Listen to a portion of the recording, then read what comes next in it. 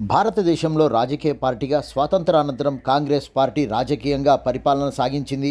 స్వాతంత్రం గురించి పోరాడిన వారందరూ కాంగ్రెస్ పార్టీలో ఉండడం మూలాన వారికి పదవులు అనుభవించే అవకాశం రావడం, వారికి అక్కడక్కడ పరిపాలనలో నచ్చినట్టు పనిచేయడం, దాన్ని వ్యతిరేకించడం, అనంతరం కాలంలో కాంగ్రెస్ పార్టీని ఢీకొనే స్థాయి లేకపోవడం, ఎందరో అనుభవజ్ఞులు కాంగ్రెస్ పార్టీలో అంతర్గత విభేదాలను జీర్ణించుకోలేక ఎన్నో పార్టీలు పెట్టడం, పుట్టుకుడా రావడం, కుంభకోణాలు చోటు చేసుకోవడం, విభేదించిన వారిని ప్రభుత్వపరంగా వ్యక్తిగతంగా వేధించారనే నేపంతో బాధతప్ర హృదయంతో ఎందరో నాయకులు ఒకటై మంచి ఆకర్షణ, నిజాయితీ, పేదల సమస్యలకు పరిష్కారం చేయగల నాయకులకు సముచిత స్థానం ఇవ్వగల నిస్వార్థ సేవకుడి కట్టుబడి ఉన్న నాయకుని వేటలో ఉన్న వారికి తారసపడకపోవడం, కాంగ్రెస్ పార్టీ పెద్దలను తట్టుకోగల శక్తి అప్పట్లో లేకపోవడం వల్ల ఎందరో నాయకులు కనుమరుగైపోవడం, ఎన్నో పార్టీలలో ఉన్న వారికి సముచిత స్థానాలు దొరక్క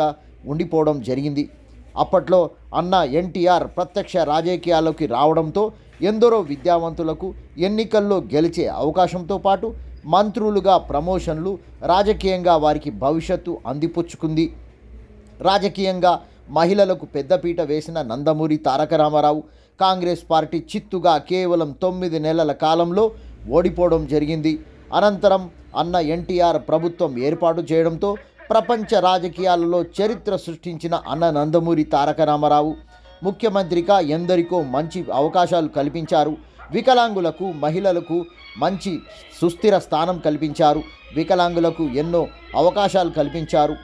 మహిళలకు ఆస్తి హక్కు మరియు పేదలకు ఇండ్లు లేని వారికి పక్కా ఇండ్లు, పేదలకు రూపాయి కిలో బియ్యం లాంటి ఎన్నో పథకాలతో బీద వర్గాలను, అణగారిన వర్గాలను రాజకీయంగా పదవులను కల్పించి వారి జీవితాల్లో హక్కును, బాధ్యతను తెలిపిన మహనీయుడు నందమూరి తారక రామారావు.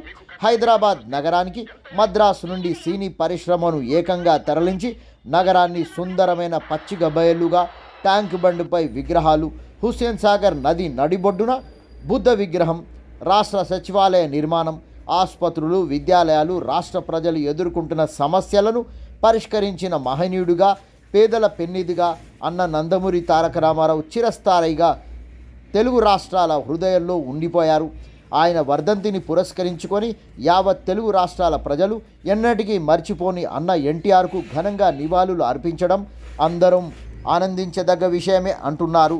అదేవిధంగా ఆనందదాయకం కూడా. ఒక మంచి మనిషికి మనము నివాళులు అర్పించడమే మన యొక్క బాధ్యత అంటున్న తెలుగు ప్రజలు.